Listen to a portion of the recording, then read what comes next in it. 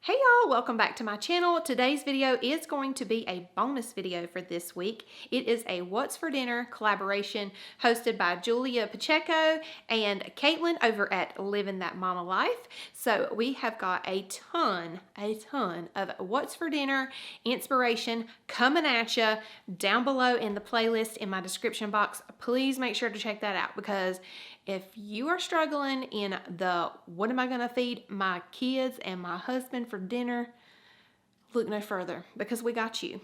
All right, so I'm going to get on into my video, but first, if you're new here, hello and welcome. My name is Jennifer, Southern Mama Drama. I share what's for dinner videos, grocery hauls, and meal plans over here on my channel every single week. We also have a lot of fun, kind of joking about the life of a mama. So if you can appreciate that, I would love for you to subscribe down below. I'd love to have you as a new friend. Don't forget to comment and say hello and introduce yourself. I would love to talk to you in the comments down below. All right, we're going to get on into this, guys. I have 3 recipes that I made that my family absolutely loves, and I think that you guys will like them too. So let's get on into this, guys, shall we? Hope you enjoy.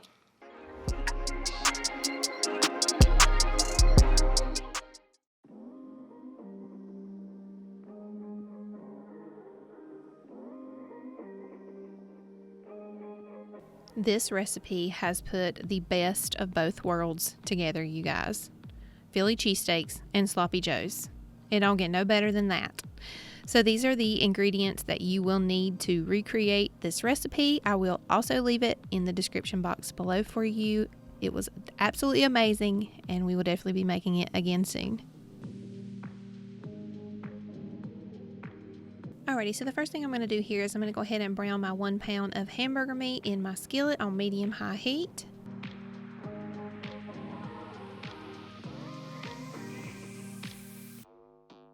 And once that's done, I'm going to go ahead and put some paper towels on a plate, and we're going to spoon this hamburger meat off onto that plate, leaving behind the grease in the pan because we will be using that in just a moment.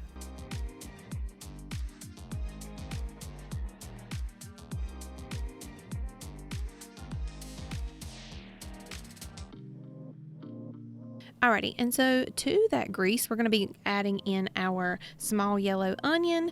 We're going to add in our 8 ounces of mushrooms, and then also we would add in bell pepper here. My family does not really like bell pepper, so I omitted that. And we're going to go ahead and cook these veggies until they're nice and softened. And once the veggies are good and soft, we're going to go ahead and add the hamburger meat back to the skillet.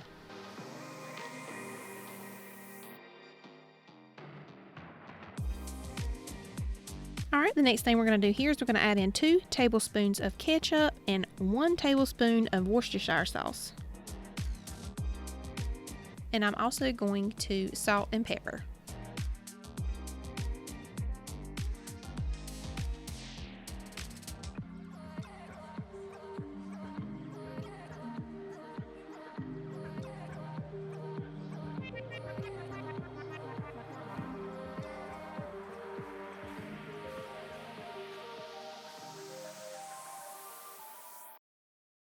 Alright, so while those ingredients are getting all married up over there, I'm going to go ahead and make a slurry to pour over.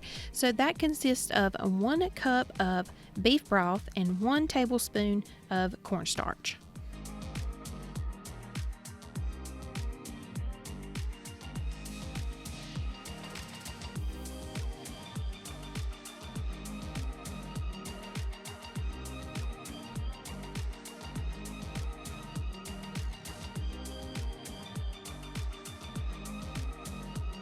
Alright, so I did want to go ahead and mention here, I get a lot of comments asking where I got this wire whisk that I'm using here.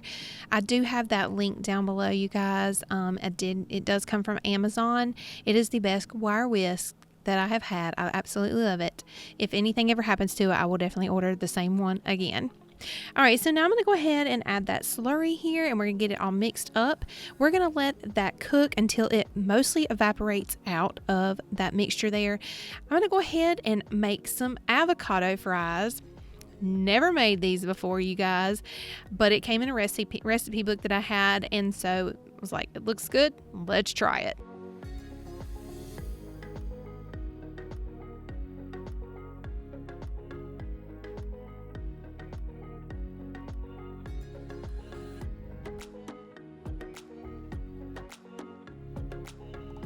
All right, so here I have sliced up 2 avocados, and I am dipping them in, I think it was 1 egg that I used. I'm pretty sure. It looks like 1 egg. And then I'm going to put that in my breading mixture, which is cornflakes, salt, pepper, and garlic powder. Easy as that. I've been using cornflakes as a breading a lot here lately. Alrighty, so I'm going to go ahead and put these in my air fryer, and then we are going to cook them on 390 degrees for 10 minutes, but we're going to shake them halfway through.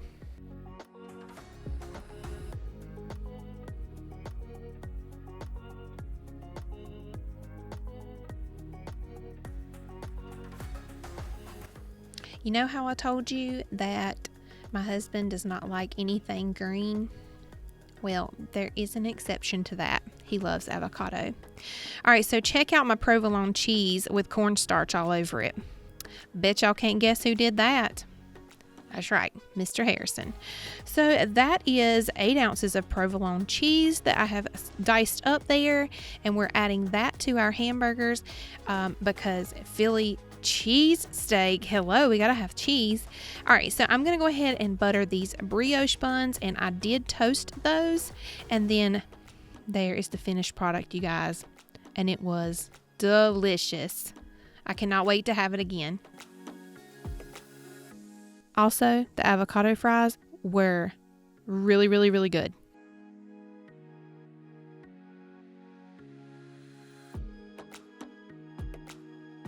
Alrighty, you guys, this next meal I'm sharing with you guys is just a feel-good Sunday evening meal that is sure to please. So I've got 2 chicken breasts here that I have went ahead and cooked ahead of time in my Instant Pot.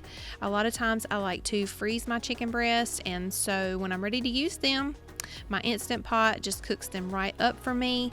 So here I am shredding those breasts, getting them ready for the pie. All right, and to my chicken, I'm gonna add 1 can of cream of chicken soup,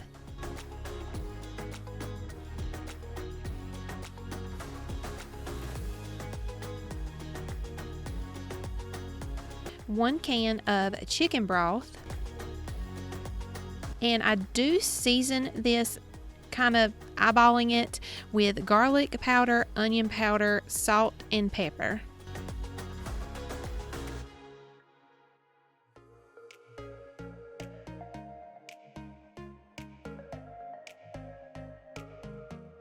All right, now we're going to get these ingredients all mixed up.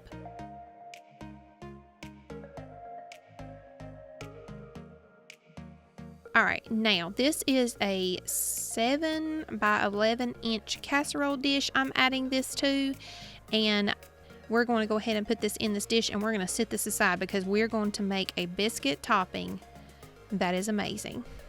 So here I have 1 cup of milk, 1 stick of butter,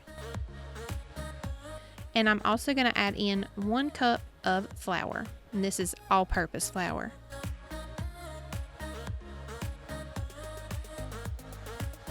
All right, and we're going to go ahead and whisk these ingredients and get them all mixed together.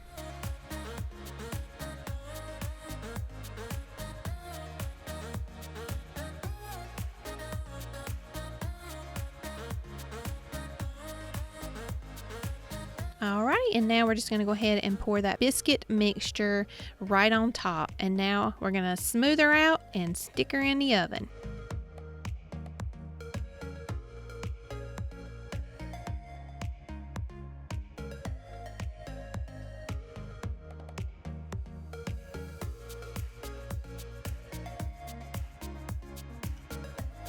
All right, and I did bake this on 350 degrees for 30 minutes.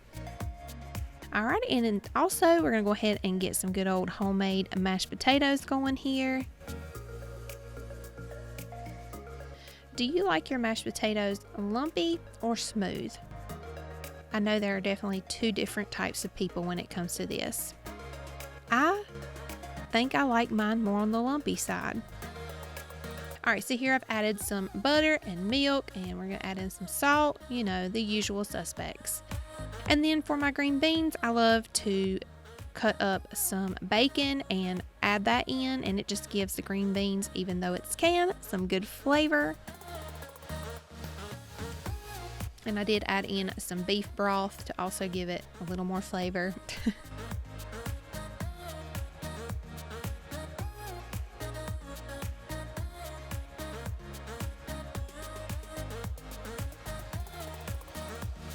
Alrighty, and there at the end I did go ahead and turn my broiler on to get a nice brown crust.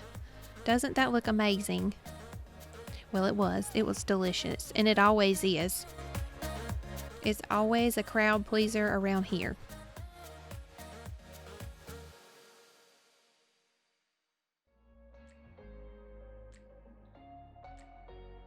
We have this same type of chicken pie at my husband's grandmother's house for lunch on Sundays quite a bit, and it is just such a wonderful comfort food.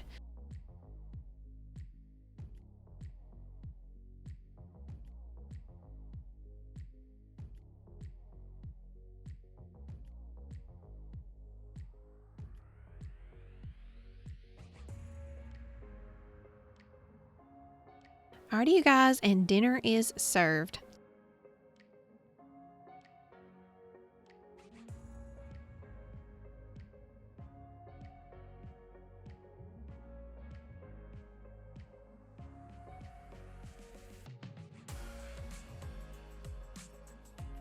Alrighty, this one is a frequently requested meal in my house, a Mississippi pot roast, and look at that roasted corn on the cob. This is making me want some tonight. Alright, so these are all of the ingredients that you will need to make this. This is absolutely my husband's favorite meal. He requests this all the time.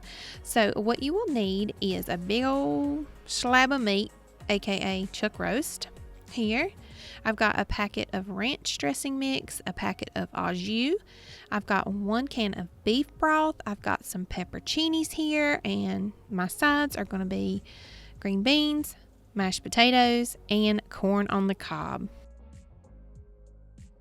Alright, so here to my Instant Pot, I have already put in about a tablespoon of oil. I'm going to brown both sides of my pot roast first. That kind of seals in all of the flavor.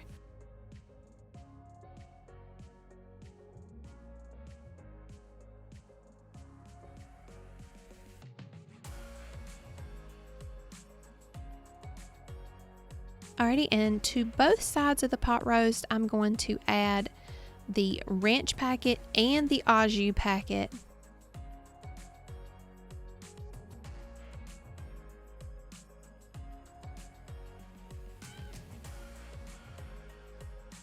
Alright, and next I'm going to go ahead and add in my 1 can of beef broth, being careful not to wash off the seasonings on the top of the meat.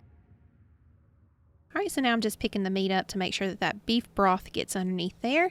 And I'm going to add in about 10 or so pepperoncinis. The recipe I think calls for 6 or 7, but I always add more because we love the flavor.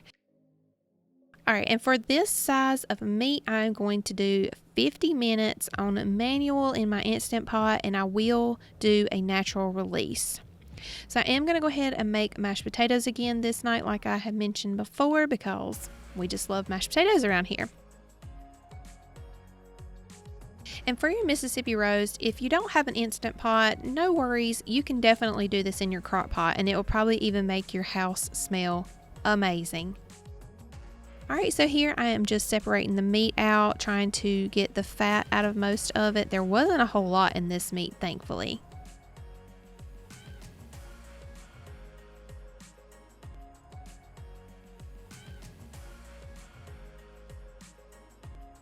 Alright, Alright, so now I'm going to go ahead and add this meat to a bowl here, and then I'm going to pour the gravy, which it was cooked in, right back over it, because it's not going to do anything but add more flavor, and it is amazing, you guys.